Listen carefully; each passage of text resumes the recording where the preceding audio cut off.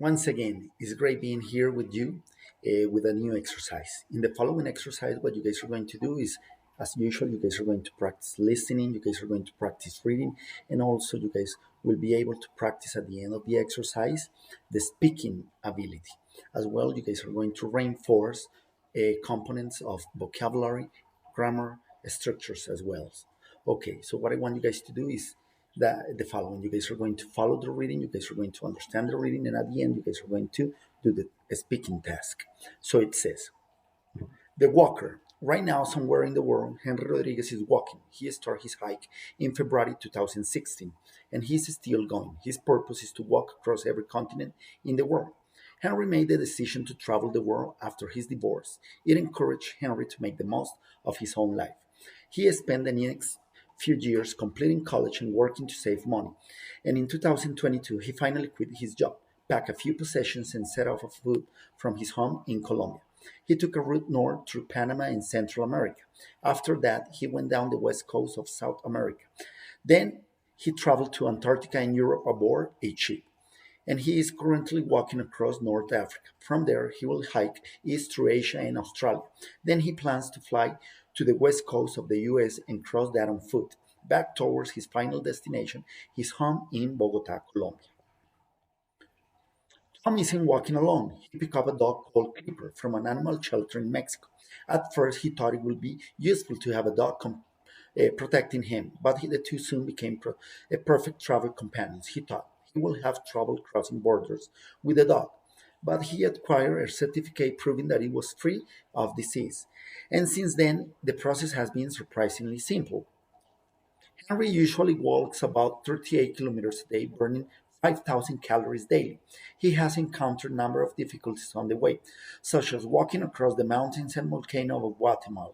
They were so steep that he could only manage about 10 miles a day. He carries just a tent, a sleeping bag, and a few basic supplies, all of which he pushes a baby stroller as he found that it requires less effort than carrying a backpack. When he first started out, his legs ached at the end of the day, but he is now used to the exercise. All thought he made sure to spend time at the end of the day stretching his legs. He had worn out several pairs of hiking boots already, each pair lasting about 800 kilometers. Thus had an arrangement with a friend in Bogota who mails him new pairs of sneakers whenever he needs them. He has had some great experiences along the way, and he is always surprised by the generosity of hospitality of strangers, who frequently welcome him into their homes. However, few of them believe him when he tells them what he has walked through South America on foot, assuming that he has made a mistake speaking English. But eventually they accept his story and are extremely impressed when he shows the pictures of the places he visited. Tom keeps a blog where he documents his travels and posts wonderful photographs that he has taken along the way. He had never been interested in photography before he started his trek, but now he loves the art form.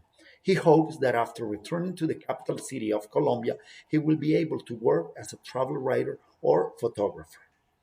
Okay, taking into account the information of this exercise, you guys are going to create your own answer according to the following question. It says, if you have the opportunity to travel on foot around the world with everything paid for, in what part of the world would you start your trip? What places will you visit? And of course, the most important, who will you travel with? Okay, you guys are going to send this exercise through email to my institutional email. I hope you guys like this exercise, and I see you guys in the next one.